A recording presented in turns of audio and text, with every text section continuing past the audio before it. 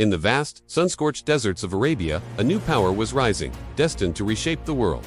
At the heart of this storm was a man whose name would echo through history, Khalid ibn al-Walid. He was a commander of such unparalleled genius that he earned the title Sayf Allah al-Mustafah, the drawn sword of God.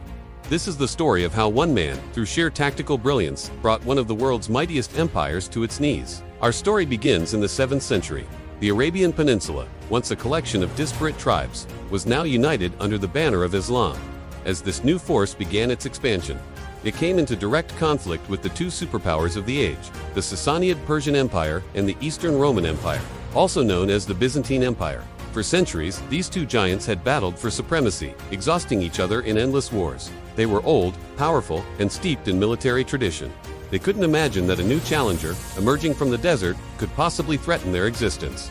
They were about to be proven devastatingly wrong. Khalid ibn al-Walid was initially a fierce opponent of the early Muslims. A member of the powerful Quraysh tribe of Mecca, he was a master horseman and a natural-born warrior. His military prowess was evident even in his early days, famously leading a cavalry charge that turned the tide against the Muslims at the Battle of Uhud. But a few years later, Khalid had a change of heart. He traveled to Medina, converted to Islam, and pledged his allegiance to the Prophet Muhammad. From that moment on, his sword, once drawn against the Muslims, would now be wielded in their service.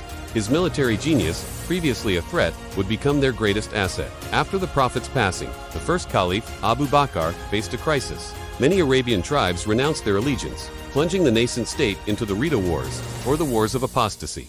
It was here that Khalid truly began to shine. He was dispatched to quell the rebellions, and he did so with breathtaking speed and efficiency. His most decisive victory came at the Battle of Yamama against the forces of a rival prophet, Musaylima. The battle was brutal and bloody, but Khalid's leadership turned a near defeat into a resounding victory, securing the Arabian Peninsula and consolidating the new Islamic State. With the home front secured, Abu Bakr turned his gaze outward, toward the rich lands of Mesopotamia, modern-day Iraq, controlled by the Sassanid Persians. He knew there was only one man for the job. In 633 AD, Khalid ibn al-Walid marched into Iraq with a modest army of around 18,000 men. What followed was one of the most remarkable blitzkrieg campaigns in military history. In less than a year, Khalid fought and won over a dozen major battles against numerically superior Persian forces. He moved with a speed that baffled his enemies. His tactics were unorthodox, creative, and utterly devastating. At the Battle of Wallaha, he executed a perfect double envelopment, a complex maneuver famously used by Hannibal at Cannae, crushing the Persian army. He employed psychological warfare, using his fearsome reputation to intimidate garrisons into surrendering without a fight. City after city fell, from the riverbanks of the Euphrates to the gates of the Persian capital. The Sassanid Empire, a power that had stood for centuries, was reeling. But just as Khalid was preparing to deliver the final blow to the Persians, a new, more urgent call came. On the Western Front, the Byzantine Romans were gathering a massive army to crush the Muslim forces in Syria. The situation was critical. The Caliph Abu Bakr made a bold decision. He ordered Khalid to abandon the Iraqi front and race to Syria to take supreme command. The problem was, the conventional route was long and arduous. Taking it would mean the Muslim armies in Syria would likely be defeated before he arrived. So, Khalid made a decision that bordered on insane. He decided to march his army directly across the barren, waterless Syrian desert. It was a journey no organized army had ever dared to attempt. For 6 days, his men marched through a featureless wasteland, their survival depending on a grim but ingenious solution. They made their camels drink vast amounts of water and then slaughtered them along the way to provide liquid for the men. It was a desperate gamble, but it paid off. Khalid and his elite troops emerged from the desert like ghosts, appearing behind the Byzantine lines and completely surprising them. His arrival electrified the Muslim forces. He immediately reorganized the scattered armies into a single, cohesive unit under his command. He spent the next few months engaging the Byzantines in a series of sharp, tactical skirmishes, capturing key cities like Damascus and Emesa. He was testing their strength, learning their methods, and drawing them into a trap of his own design. The Byzantine Emperor Heraclius, alarmed by these defeats, resolved to put an end to the Arab threat once and for all. He assembled a colossal army, with some sources claiming it numbered over 150,000 men, composed of the best troops the empire could muster: Byzantines, Slavs, Ghassanid, Arabs, and Armenians. This massive force marched to confront the Muslims, who numbered less than 40,000. The stage was set for one of the most decisive battles in world history, the Battle of Yarmouk. The two armies faced each other across the plains of the Yarmouk River in August of 636 AD for 6 days. The fate of the Levant hung in the balance. The Byzantine commander, Vahan, was confident. His numbers were overwhelming, his troops heavily armored and well-disciplined. He believed he could simply crush the lightly armored Arabs through sheer weight and force, but he hadn't accounted for the mind of Khalid ibn al-Walid. Khalid knew he couldn't win a simple war of attrition.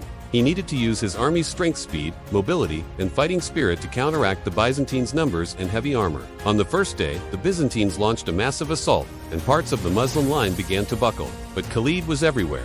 He rode from flank to flank with his elite cavalry reserve, the mobile guard, plugging gaps, repelling attacks, and inspiring his men. He was a whirlwind of action, a commander leading from the very front. Over the next few days, the battle raged. The Byzantines threw everything they had at the Muslims, but each time, Khalid anticipated their moves. He used the terrain to his advantage, exploited weaknesses in the Byzantine command structure, and wore down the larger army with relentless counterattacks. The climax came on the sixth and final day. A thick dust storm kicked up, blowing from the south into the faces of the Byzantines. Seizing this opportunity, Khalid launched his masterstroke. He ordered a general assault. His entire army surged forward, but the key to his plan was his cavalry. While his infantry engaged the Byzantine center, Khalid led his mobile guard on a wide, sweeping maneuver around the Byzantine left flank. They smashed into the rear of the Byzantine cavalry, causing chaos and panic. With their cavalry routed, the Byzantine infantry was now exposed and encircled. The Muslim army pressed in from all sides. The retreat turned into a slaughter. Trapped against the steep ravines of the Yarmouk River, tens of thousands of Byzantine soldiers were killed or driven over the cliffs. It was a catastrophe of epic proportions for the Roman Empire. An entire generation of its military might was annihilated in a single day. The Battle of Yarmouk was more than just a victory. It was the death knell for Byzantine rule in the Levant. With their main field army destroyed, there was nothing left to stop the Arab advance. One by one, the ancient cities of Syria and Palestine fell. Jerusalem, Antioch, Aleppo, the entire region, which had been part of the Roman world for over 700 years, was now under Muslim control. The victory at Yarmouk secured the northern flank of the nascent Islamic Caliphate and opened the door for further conquests into Egypt and North Africa. Ironically, shortly after his greatest triumph, Khalid was relieved of his command by the new Caliph Umar.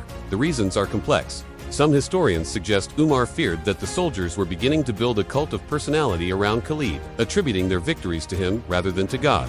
Despite this, Khalid continued to serve as a soldier under other commanders, demonstrating his humility and devotion. He never lost a battle in his entire career, a record that is virtually unmatched by any other general in history.